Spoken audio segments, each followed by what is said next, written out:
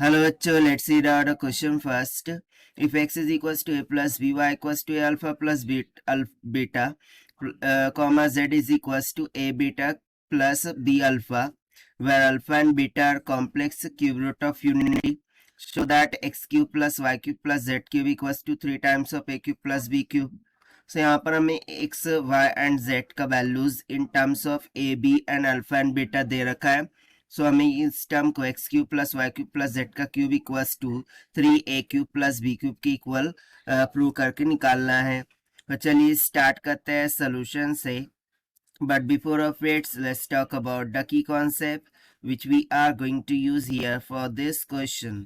So if you remember, so we know the formula of a plus b का whole cube, right? बस इसी फॉर्मूले का यहाँ पर यूज होने वाला है.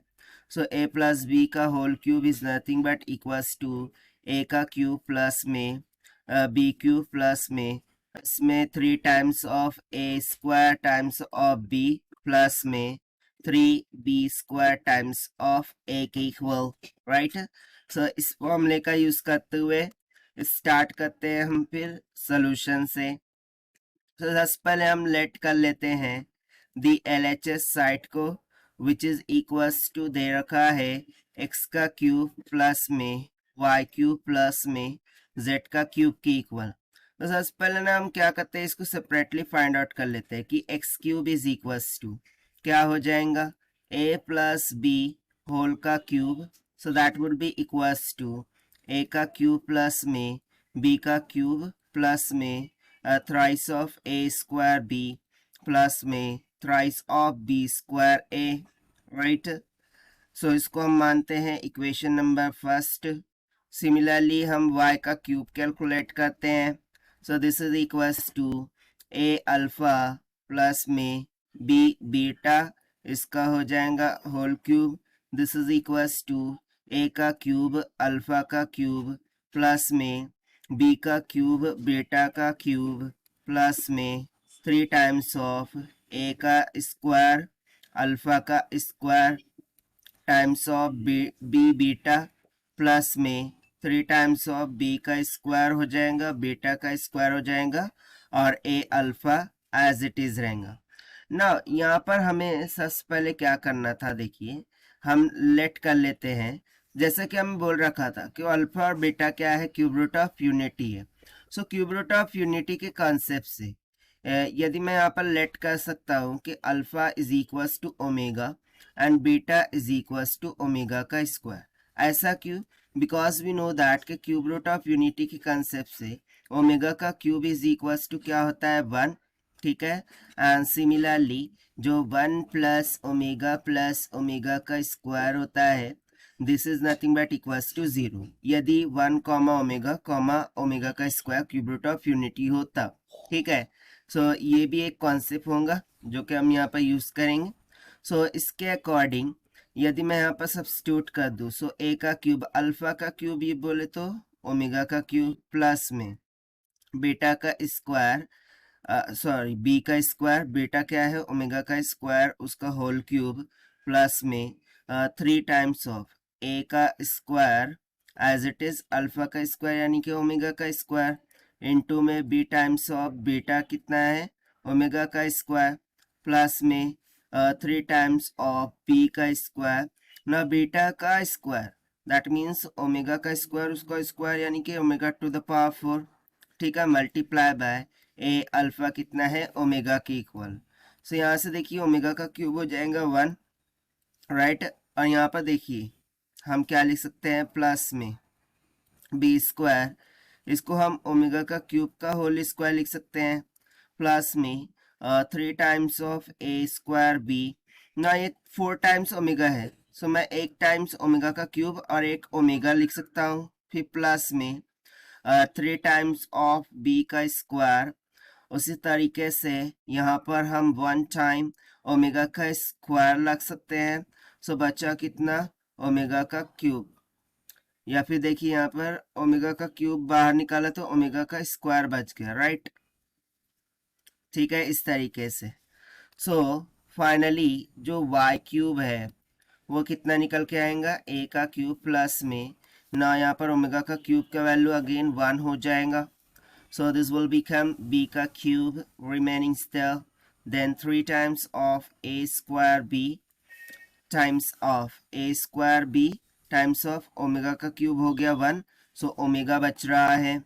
So ये हो जाएगा ओमेगा प्लस में 3 टाइम्स ऑफ बी स्क्वायर ए, और बच क्या रहा है तो वही ओमेगा का स्क्वायर बच रहा है. You can see that right, क्योंकि ये तो हो जाएगा unity, that is 1 according to cube root of unity concept. So इसको हम दे देते हैं इक्वेशन नंबर 2. नाउ अब हम z क्यूब को सॉल्व करते हैं. सो z क्या दे रखा था, let me have a look. So a beta b alpha, यानी कि थोड़ा सा opposite a beta b alpha. So इसका हो जाएगा cube.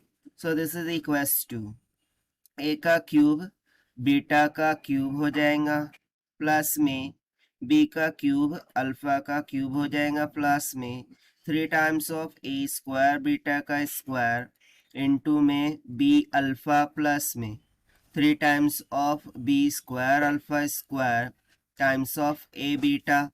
So this is equals to a का क्यूब ओमेगा का स्क्वायर का क्यूब प्लस में बी का क्यूब ओमेगा का क्यूब प्लस में 3 times of a square omega का स्क्वायर ओमेगा का पावर 4 इंटू बी, और अल्फा क्या हो जाएगा ओमेगा प्लस में 3b स्क्वायर और अल्फा का स्क्वायर यानी कि ओमेगा का square a times of beta यानी कि ओमेगा का स्क्वायर.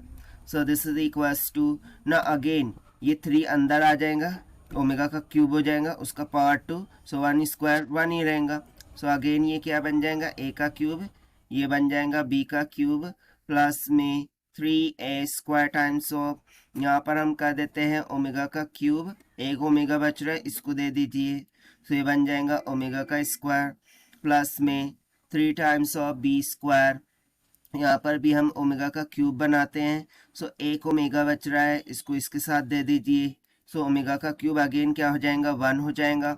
सो ये क्या बच जाएगा ए का क्यूब प्लस में बी का क्यूब प्लस में 3a square b times of omega का स्क्वायर प्लस में 3b square times of a into omega.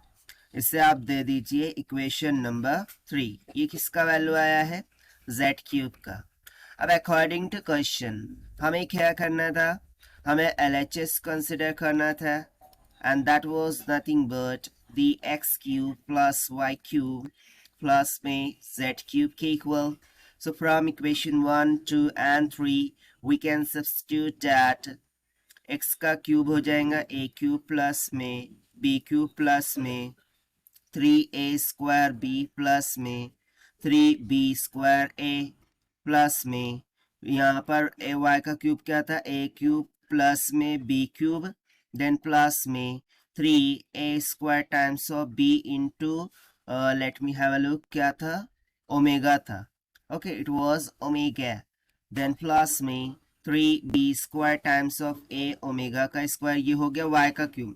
फिर z का क्यूब रख देते हैं, वो क्या था a का क्यूब प्लस में b का क्यूब प्लस में 3a square times of b into omega का स्क्वायर प्लस में 3b square a omega. Right अब देखिए इसमें जो टर्म्स है ना मैं बता देता हूँ. ठीक है 3 times a cube b cube वो तो कॉमन कर लेंगे, that is a part. But यहाँ पर देखिए ये ओमेगा की टर्म है, इनको हम कॉमन करेंगे. सॉरी ये जो 3a स्क्वायर b है, ठीक है ना 3a स्क्वायर b इसको कॉमन करेंगे, और 3b square a 3b square a इन दो टर्म्स को हम कॉमन करेंगे. सो क्या मिल जाएगा देखते हैं.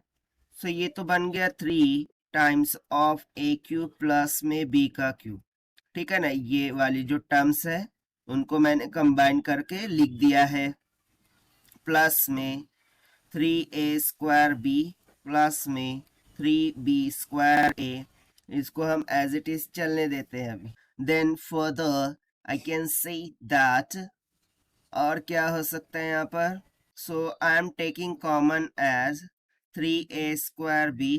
सो ब्रैकेट में क्या बच जाएगा ओमेगा प्लस ओमेगा का स्क्वायर, फिर प्लस में 3 times of b square a को कॉमन लिया, सो ओमेगा प्लस ओमेगा का स्क्वायर कॉमन बच गया. Now if you remember from cube root of unity 1 plus omega का स्क्वायर ये होता है 0 के इक्वल. सो ओमेगा प्लस ओमेगा का स्क्वायर, इसकी जगह पर मैं माइनस का 1 इस तरीके से सब्स्टिट्यूट कर सकता हूँ. सो दिस इम्प्लाइज यहाँ पर ये हो जाएगा 3 times of a cube plus में बी का क्यूब प्लस में 3 a square times of b plus में 3 बी स्क्वायर टाइम्स ऑफ ए.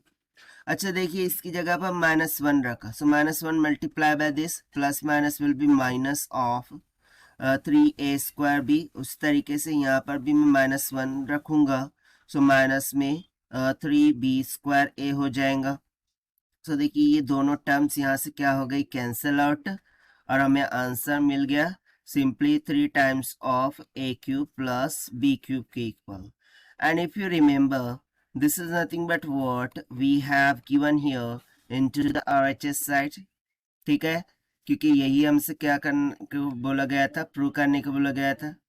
सो यहाँ से हम सिंपली बोल सकते हैं कि एक्स क्यूब प्लस में वाई क्यूब प्लस में जेड का cube, this is equal to 3 times of a cube plus में बी का क्यूब के इक्वल.